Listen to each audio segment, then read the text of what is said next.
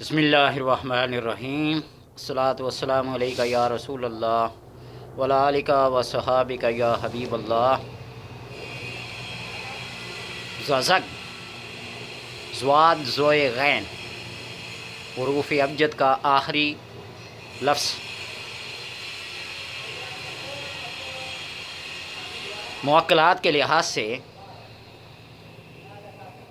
عجب یا اتقائلو بحق دعاد یا دارو لا یضر مع اسمہ شیء فی الارض ولا فی السماء وہو السمیع العلیم یا دارو. اس کا عمل دوسرے کو نقصان پہنچانے سے اپنے آپ کو باز رکھے تو شیر اس کی سواری کے لیے حاضر ہو، سانپ اس کا کوڑا ہو، چابک ہو. زہریلے بچھو، سانپ جن کے کاٹنے سے انسان کی موت واقع ہو جائے، اس کے لیے بے ضرر ثابت ہوں. کتنے لوگوں کو دیکھا ہاتھ میں سانپ کو پکڑے باتیں کر رہے ہیں، دانت نکال رہے ہیں، ان سے کرتب بڑے بڑے دکھا رہے ہیں. یہ اسی کلام کے زیر اثر سب ہوتا ہے. جب تک کلام چلتی ہے نا تو اس وقت تک اس کلام کا اثر. مولانا روم نے مثنوی میں لکھا ہے نا ایک واقعہ، وہ ماندری، وہ سانپ، وہ سپیرا جب سانپ کو اپنی بین بجا کے، بانسری بجا کے کیا کرتا ہے، قابو میں لاتا ہے، تو سانپ اس کے اوپر بڑا ہنستا ہے اور کہتا ہے انسان دیکھ، یہ جو تو آواز نکال رہا ہے نا، یہ میری خوراک ہے، یہ میری خوراک ہے. یہ کلام، اس خوراک کے لیے میں نے اپنے تن من دہان کو تیرے حوالے کر دیا، تو نے مجھے اپنی قید میں رکھ لیا. اے انسان ذرا تو بھی سوچ کہ تو نے بھی خدا کے کلام کو سن کر اپنے آپ کو رب کے حوالے کر دیا. جب انسان یہ سوچتا ہے نا تو پھر پتہ چلتا کہ واقعی اس نے انسان ہونے کا حق ادا کیا یا نہیں. بسم اللہ الذی لا یضر مع اسمہ شیء فی الارض ولا فی السماء وہو السمیع العلیم یا دار. یہ انسان صبح کے وقت صرف 3 دفعہ پڑھ لے، سارا دن تمام ایسی زہریلی چیزوں سے جن سے موت واقع ہوتی ہے محفوظ رہے گا. بے شمار ایسے واقعات ہیں تاریخ میں. حضرت عمر رضی اللہ تعالیٰ عنہ کے سامنے 3 چیزیں پیش کی گئی: خوشبو، پھول، زہر. اور اس وقت میں کہ آپ مسجد نبوی کا کیچڑ لیپ کے لیے تیار کر رہے تھے، خوشبو اس میں ڈال لی، زہر کو یوں بسم اللہ الذی لا یضر مع اسمہ شیء فی الارض ولا فی السماء وہو السمیع العلیم کہہ کر کیا کر لیا، کھا لیا، پی لیا. حضرت عمر بن عبدالعزیز رضی اللہ تعالیٰ عنہ نے بھی ایسا ہی کیا. یہ کیا چیز ہے؟ بسم اللہ الذی لا یضر، اس پاک ہستی کے نام سے ابتدا کہ اس کا نام لینے سے کوئی چیز نقصان نہیں دیتی. شیء فی الارض ولا فی السماء، نہ زمینوں میں نہ آسمانوں میں. وہو السمیع العلیم، وہی سننے والا اور علم والا ہے. تو بندہ جب یہ پڑھ لیتا ہے نا تو پھر اس کے بعد اس کے لیے ہر ضرر والی چیز بے ضرر ہو جاتی ہے، اور ہر درندہ صفت انسان، خواہ وہ افسر ہو یا حاکم ہو، کبھی بھی اس کو نقصان نہیں پہنچا سکے گا. پڑھیے گا اور ضرور اس کے اوپر تجربہ کیجیے گا. ہر روز 1101 بار یا 805 بار یا بامر مجبوری 7 بار اس کو پڑھیں، فائدہ اٹھائیں. یا اتقائل بحق دعا یا دعار لا یضر مع اسمہ شیء فی الارض ولا فی السماء هو السمیع العلیم یا دار. زوئے، عجب یا نوزائیل بحق ذا یا ظاہر سبحانک انت اللہ لا الہ الا انت ظاہر المظہر یا ظاہر. ظاہر بھی تو، باطن بھی تو، اول بھی تو، آخر بھی تو. یہ ظاہر اللہ کا نام اس کو بطور استخارہ آپ کام میں لا سکتے ہیں، اور ایسا وقت ضرورت کام آتا ہے کہ عقل حیران رہ جاتی ہے۔ کسی گم شدہ فرار شدہ انسان کا حال معلوم کرنا ہو، کس حال میں ہے، آزاد بھی ہے، قید میں ہے، بیمار ہے، تندرست ہے، کل کیفیات اس سے حاصل ہوتی ہیں۔ ظاہر کرنے والا جو ہے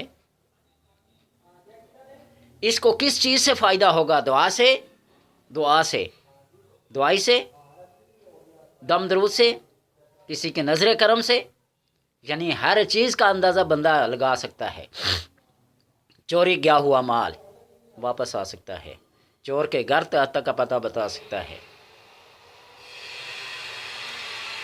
اور ہر چیز کے لیے استخارے کا کام دیتا ہے۔ استخارہ اللہ سے خیر طلب کرنا، اور اس کے عمل کو وہ فیوز و برکات حاصل ہوتے ہیں کہ علوم سفینہ ہو، سفینہ جو کتب میں موجود نہ ہوں، جو کتابوں میں علوم موجود نہ ہوں، سینہ در سینہ چلے آ رہے ہوں، خزانے ہوں یا دفینے ہوں، معمولی جد و جہد سے بندہ حاصل کر لیتا ہے۔ بتایا تھا نا کہ بے شمار ذرائع ہیں۔ لوگ تانبے کی تاروں کو جوڑ کر پانی کا ذائقہ، اس کا رنگ، بو، ذائقہ، اس کی مقدار بتا دیتے ہیں، اور میں نے ہمیشہ اس تسبیح سے کام لیا ہے، پانی کے اندازے کا، کہاں ہے، کس جگہ پہ ہے، رنگ کیسا ہے، ذائقہ کیسا ہے، کتنی مقدار میں ہے، مٹی میں ہے، ریت میں ہے، پتھر میں کیا ہے۔ جہاں تسبیح کام کرتی ہے نا، ہر ایک کے پاس ایک علم ہے، فوق کل ذی علم علیم، ہر علم والے کے اوپر ایک علم والا ہوتا ہے۔ تو اس لیے اس اسم سے کام لیجئے استخارات کا۔ اس کو ہر روز 851 بار پڑھیں تو یہ کمال حاصل ہوتا ہے۔ اور استخارہ نبی اکرم صلی اللہ علیہ وسلم اپنے صحابہ کو اس طرح سکھایا کرتے تھے جس طرح بچوں کو کوئی چیز سکھائی جاتی ہے، جس طرح بچوں کو، بجائے کسی سے جا کر حال معلوم کرنے کے، یہ نجومیوں سے، یہ کاہنوں سے، یہ حساب کتابیوں سے جا کر اپنے قسمت کا حال پوچھنے سے بہتر نہیں ہے کہ 2 رکعت نماز استخارہ ادا کرو، رب کے حضور حاضری بھی ہو جائے گی، اور تمہیں وہ حقائق دکھائے گا کہ تمہیں سننے میں تو غلطی ہو سکتی ہے لیکن دیکھنے میں کوئی غلطی نہیں ہو سکتی۔ بندہ سنی سنائی بات کو جھوٹ بھی ہو سکتی ہے، لیکن جو آنکھوں دیکھی ہوتی ہے وہ کبھی جھوٹی نہیں ہو سکتی۔ آخری حرف غین، عجب یا لو فعیل و بحق غین یا غیاس ہو، یا غیاس و غیاسی عند کل قربت و مجیبتی عند کل دعوت و مونسی عند کل وحشت و معاذی عند کل شدت و رجائی حین ینقطع حیلتی یا غیاسی۔ اے فریاد رس، میری فریاد کیجئے، عند کل قربت، ہر مشکل میں، و مجیبتی عند کل دعوت، اور میری ہر پکار پر تو جواب دے، و مونسی عند کل وحشت، اور جب مجھے وحشت ہو تو مجھے انس دے، پیار دے، محبت دے، و معاذی عند کل شدت، اور سختی کے بعد مجھے پناہ دے، و رجائی، اور میری امید کو قائم رکھنا، ہینا ینقطع حیلتی، جب سارے میرے ہیلے، میرے اسباب سارے کے سارے منقطع ہو جائیں تو اس وقت میری امید کو قائم رکھنا۔